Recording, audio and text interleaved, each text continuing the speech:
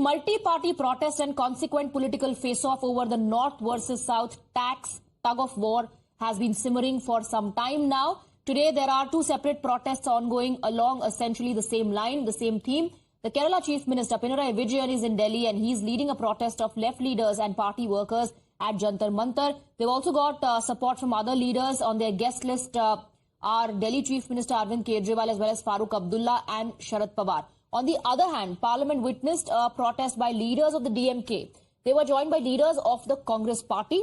What they're protesting, in a sense, is that the states that are considered more developed, which contribute a higher amount and share of tax, receive a smaller share of the benefits from the centre, while less developed or so-called laggard states receive more. Yesterday, the entire Karnataka cabinet was protesting in Delhi, including Chief Minister Siddaramaiah and Deputy CM D.K. Sivakumar. Prime Minister noted this in his Rajya Sabha speech and issued a blistering response against what he said was a bid to break the nation into tukdes. Let's listen to the Prime Minister's response to the Hamara tax, Hamara paisa narrative. एक राष्ट्र हमारे लिए सिर्फ जमीन का टुकड़ा नहीं है, हम सब के लिए एक इकाई ऐसी है जो प्रेरणा देने वाली इकाई है। जैसे शरीर होता है, शरीर में जैसे अंगांगी भाव होता है, अगर पैर में कांटा लगे तो पैर ये नहीं कहता है, हाथ कभी नहीं सोचता है कि मुझे क्या, पैर को कांटा लगा है, पैर पैर का काम करेगा, पल भर में हाथ पैर के पास पहुंच जाता है, कांटा निकालता है। कांटा पैर को लगता है, आंख ये नहीं कहती कि आंसू मैं क्यों बहाऊं, आंसू आंख से निकलते हैं। हिंदुस्तान के किसी भी कोने में दर्द हो तो पीड़ा सबको होनी चाहिए। अगर देश का एक कोना, अगर शरीर का एक अंग अगर काम नहीं करता है तो पूरा शरीर अपंग माना जाता है। शरीर जिस प्रकार से अगर देश का भी कोई कोना, देश का कोई क्षेत्र विकास से वंचित रह जाएगा तो देश विकसित नहीं हो सकता है। और इसलिए हमें भारत को एक अंगांगी भाव से देखना होना चाहिए, उसको टुकड़ों में नहीं देखना चाहिए। जिस प्रकार से हिंदी और भाषा बोली जा रही है, देश को तोड़ने के लिए, राजनीतिक स्वार्थ के लिए नए नैरेटिव गढ़े जा रहे हैं। एक पूरी सरकार मैदान में उतर करके भाषा गढ़ रही है। इससे बड़ा देश का दुर्भाग्य क्या हो सकता है। हमारे यहां वैक्सीन, देश के करोड़ों लोगों को वैक्सीन का, हम ये कहेंगे वैक्सीन तो उस कोने में बनी थी इसलिए हक उनका है, देश को नहीं मिल सकती, कैसा सोच सकते हैं क्या। वैक्सीन उस शहर में बनी थी इसलिए देश के और भागों को इसका लाभ नहीं मिलेगा, ये सोचेंगे क्या। क्या सोच बन गई है। और एक राष्ट्रीय दल के अंदर से ऐसे विचार आए, ये बहुत बहुत दुखद की बात है। देश के अंदर ये भाव तोड़ने का क्या प्रयास हो रहा है। क्या इस प्रकार से देश को हमारा टैक्स, हमारे मनी किस भाषा में बोला जा रहा है। ये देश के भविष्य के लिए नया खतरा पैदा करने वाली है। देश को तोड़ने के लिए नए नए नैरेटिव खोजना बंद कर दीजिए। देश को आगे बढ़ना है, देश को एक साथ लेकर के चलने का प्रयास कीजिए। While the PM asked the opposition to stop this bid to break the nation, the Congress has responded. Congress President Mallikarjun Kharge mentioned it again in the black paper he released against the Modi government. Meanwhile, Kerala CM Pinarayi Vijayan said that this was a protest against the crippling of India into a union on states. Her state में discrimination हो रहा है, जैसा कि कर्नाटक है, आंध्रा है, जहाँ भी बोलिए, या नॉन बीजेपी स्टेट्स जो है उनको निगलेक्ट किया जा रहा है। कहीं के भी वहाँ पर उनकी सरकार नहीं है, वहाँ पर उन्होंने कुछ पैसा छोड़ते नहीं, देते नहीं, और बाद में ये कहते हैं कि हमने तो रिलीज किया है, वो खर्च नहीं हुआ। ऐसा नहीं होता। जब खर्च करते हैं उस वक्त अगर आप इमीडिएटली पैसे देते फिर आगे का काम होता है।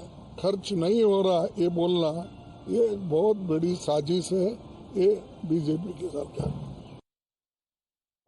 Today we are at a historical juncture of the Indian Republic, a democracy that was envisaged as a union of states is slowly and steadily being crippled into an undemocratic union over states.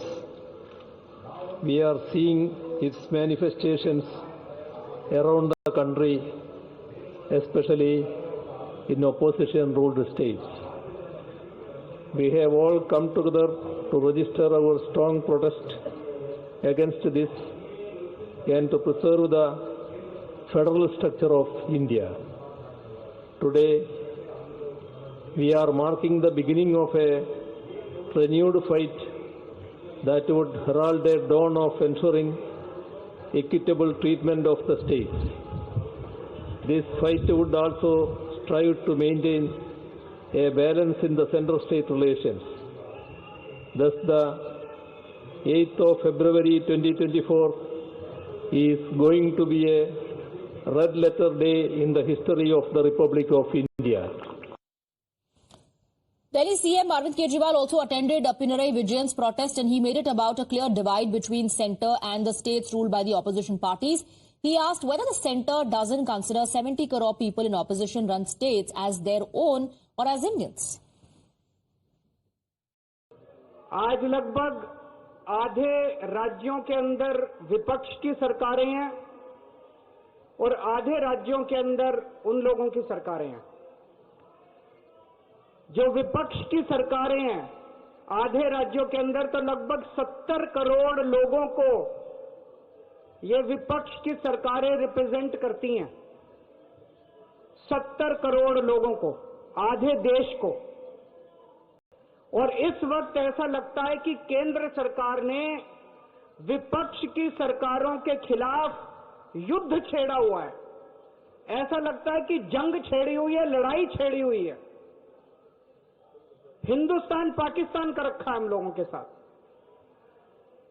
हम ये पूछना चाहते हैं कि क्या आप इन 70 करोड़ लोगों को अपना नहीं मानते?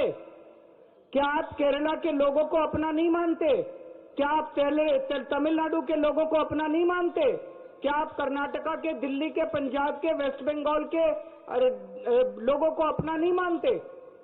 क्या ये सारे पराये हैं? क्या ये भारत के नागरिक नहीं हैं?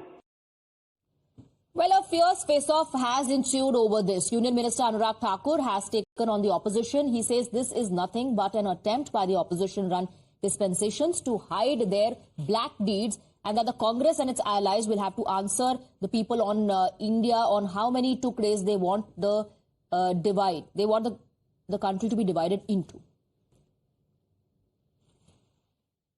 अलग देश की मांग, ये संयोग या प्रयोग, ये कांग्रेस और कांग्रेस के गठबंधन दलों का एक के बाद दूसरा हमला भारत पर और भारत के टुकड़े करने पर, ये संयोग है या प्रयोग?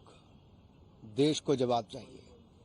जब टुकड़े टुकड़े गैंग जेएनयू में थी तो राहुल गांधी उनका समर्थन करने गए।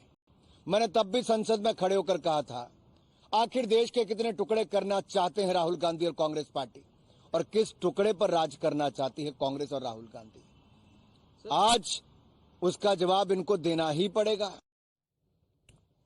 Well, we have Akanksha joining us with more details. Akanksha, first Pinarayi Vijayan, and then we saw Arvind Kejriwal slam the centre and level allegations of disparity of discrimination against states that are not ruled by the BJP.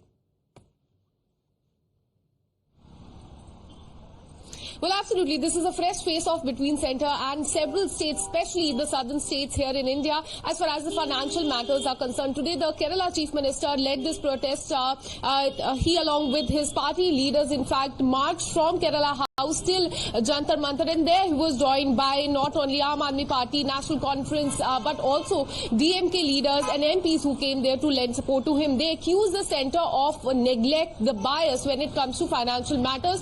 Also going on to say that BJP, in fact, the centre only cares about 17 states where they have, where they are in power or have allies. As far as other states are concerned, they really don't care as far as financial matters are concerned. So these were the allegations that were raised by three chief ministers today at Jantar Mantar, Kerala Chief Minister, Delhi Chief Minister, as well as Punjab Chief Minister Bhagwant Mann, who is also there. National Conference leader, in fact MP Farooq Abdullah also spoke at Jantar Mantar at length about fund allocation, the lack of fund allocation to the states by the centre. So this is what transpired in the national capital today. Yesterday, similar protest was done by Karnataka Congress here in the national capital, and similar protest today was done by different parties from DMK, left front in Kerala to Aam Aadmi Party and National Conference here.